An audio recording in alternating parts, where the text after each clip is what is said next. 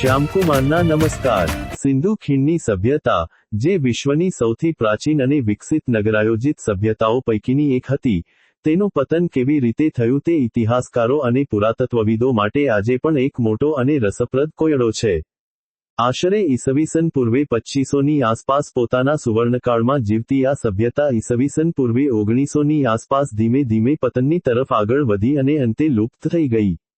આ મહાન સભ્યતાના અચાનક અદૃશ્ય થઈ જવા પાછળ કોઈ એક ચોક્કસ કારણ જવાબદાર નહોતું, પરંતુ જુદા જુદા ભૌગોલિક, પર્યાવરણીય અને સામાજિક પરિબળોના સંયોજનને કારણે આ સંસ્કૃતિનો અંત આવ્યો હોવાનું માનવામાં આવે છે। ઇતિહાસકારો દ્વારા રજૂ કરવામાં આવેલા વિવિધ મંતવ્યો અને પુરાવાઓ આ પતનની પાછળના રહસ્યને સમજવામાં આપણને મદદ કરે છે। આ સભ્યતાના નાશ પાછળનું સૌથી પ્રમુખ અને વૈજ્ઞાનિક રીતે સ્વીકૃત કારણ હવામાનમાં આવેલું મોટું પરિવર્તન અને તીવ્ર દુષ્કાળ માનવામાં આવે છે।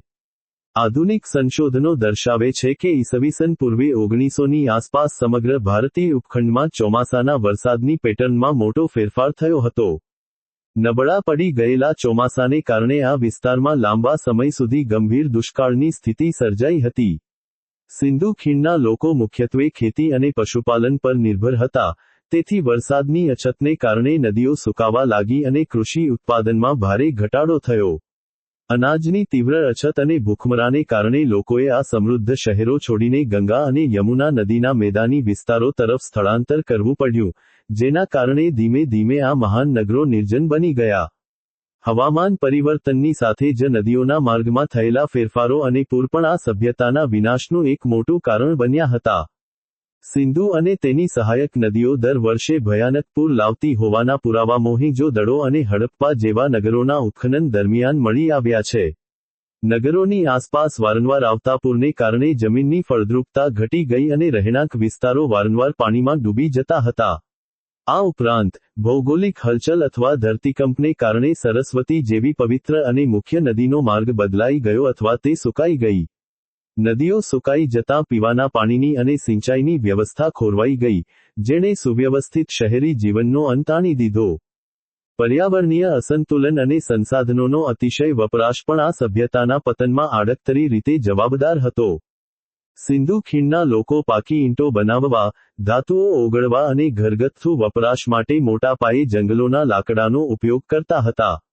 આ અવિરત વૃક્ષોના નિકંદનને કારણે મોટા પાયે જંગલો નાશ પામ્યા અને જમીનનું ધોવાણ વધ્યું। જંગલો નષ્ટ થતાં વરસાદનું પ્રમાણ ઘટ્યું અને આસપાસનો વિસ્તાર રણપ્રદેશમાં ફેરવાવા લાગ્યો। પ્રકૃતિ સાથેના આ અતિશય છેડાછાડને કારણે કુદરતી સંતુલન બગડ્યું અને આખરે આ આધુનિક સભ્યતા પોતાના જ સર્જેલા પર્યાવરણીય સંકટનો ભોગ બની ગઈ। શરૂઆતના સમયમાં ઇતિહાસકારો દ્વારા આર્યોના આક્રમણનો સિદ્ધાંત પણ ખૂબ જોરશોરથી રજૂ કરવામાં આવ્યો હતો। બ્રિટિશ પુરાતત્વવિદ મોર્ટિમર વ્હીલર જેવા વિદ્વાનોએ જણાવ્યું હતું કે મધ્ય એશિયામાંથી આવેલા આક્રમણખોરો અથવા આર્યોએ સિંધુ ખીણના નગરો પર હુમલો કરીને ત્યાંના લોકોની કતલ કરી હતી અને સભ્યતાનો નાશ કર્યો હતો। મોહેંજો-દડોમાંથી મળી આવેલા કેટલાક અસ્તવ્યસ્ત માનવ હાડપિંજરોને આ સિદ્ધાંતના ટેકામાં રજૂ કરવામાં આવ્યા હતા।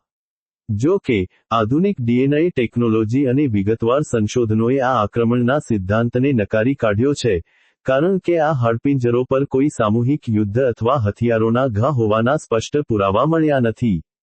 તેથી, આ સભ્યતાનો અંત કોઈ સડન યુદ્ધથી નહીં પણ ધીમી પ્રક્રિયાથી થયો હતો તેમ માનવામાં આવે છે। આ સિવાય, આર્થિક પતન અને વ્યાપારી માળખાનું તૂટી પડવું પણ એક મહત્વનું પરિબળ હતું। સિંધુ સભ્યતાનો આંતરરાષ્ટ્રીય વ્યાપાર મેસોપોટેમિયા, ઇજિપ્ત અને પર્શિયાની ખાડીના દેશો સાથે ખૂબ જ મજબૂત હતો।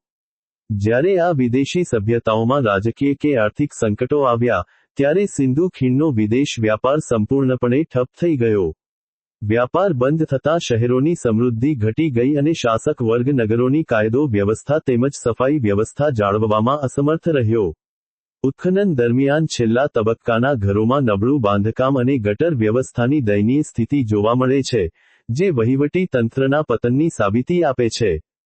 છેલ્લે, નબળી રોગપ્રતિકારક શક્તિ અને અચાનક ફાટી નીકળેલી મહામારીઓએ પણ આ સભ્યતાના અંતિમ દિવસો ઝડપી બનાવ્યા હોઈ શકે છે। નગરોમાં ગીચતા વધવાને કારણે અને પૂરના સ્થિર પાણીને લીધે મેલેરિયા, કોલેરા અથવા પ્લેગ જેવા જીવલેણ રોગો ફાટી નીકળ્યા હોવાના સંકેતો હાડપિંજરોના અભ્યાસ પરથી મળ્યા છે।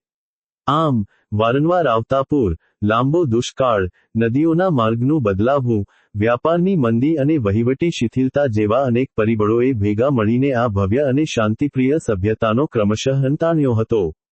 સિંધુ ખીણની સભ્યતા ક્યારેય એકાએક નષ્ટ નહોતી થઈ, પરંતુ બદલાતા સમય અને પ્રકૃતિના પ્રકોપ સામે ટકી ન શકવાને કારણે તે ઇતિહાસના પાનાઓમાં વિલીન થઈ ગઈ.